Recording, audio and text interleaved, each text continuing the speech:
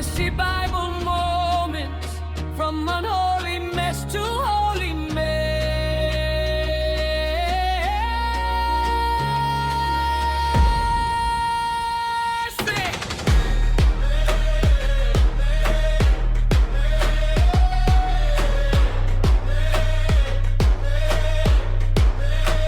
Pharaoh believed he was a god who, though he was running the entire universe, he sat on that throne like a man who believed nobody could check him.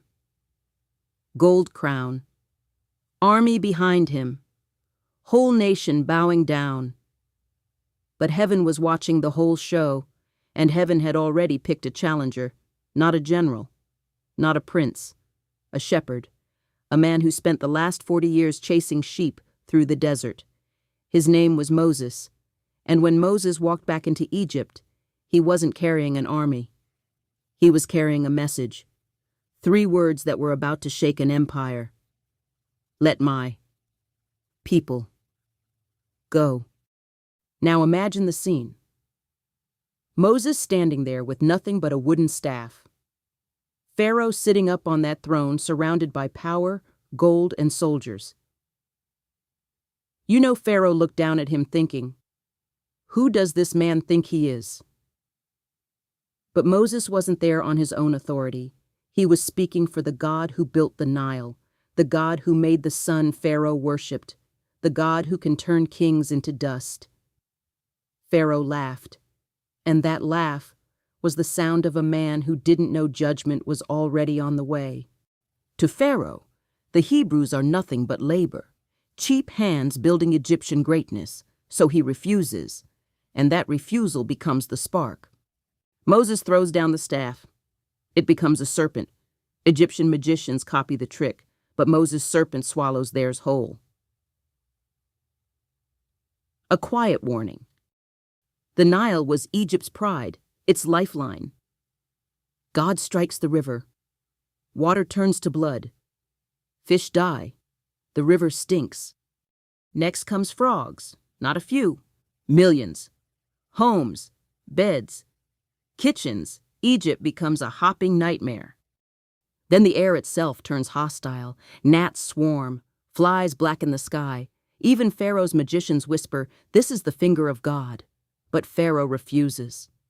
Disease spreads through Egypt's animals, horses, cattle, sheep. But the Hebrews' animals remain untouched. The difference becomes impossible to ignore. Next, sickness strikes people themselves. Painful boils cover Egypt. Even the magicians cannot stand before Moses anymore, but Pharaoh still hardens his heart. Then the sky explodes. Thunder. Hail. Fire falling from heaven. Crops destroyed. Fields shattered. Egypt trembles. Egypt had seen the river turn to blood. They had seen frogs covering their land, flies choking the air, storms tearing through their crops, and every time Pharaoh had a chance to stop it, he chose pride instead. That's the dangerous thing about pride.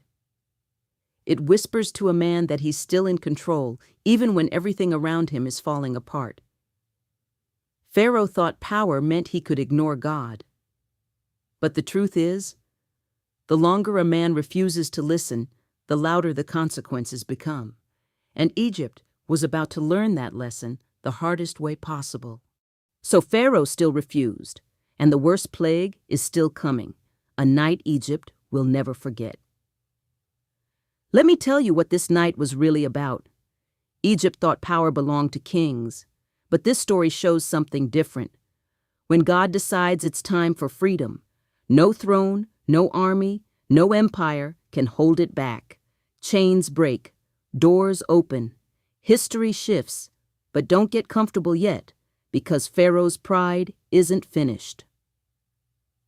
Next time on Messy Bible Moments, the same king who just let Israel go is about to chase them down with an army, and the people who just walked out of slavery are about to find themselves trapped between Pharaoh's chariots and the Red Sea. Messy Bible moments, from unholy mess to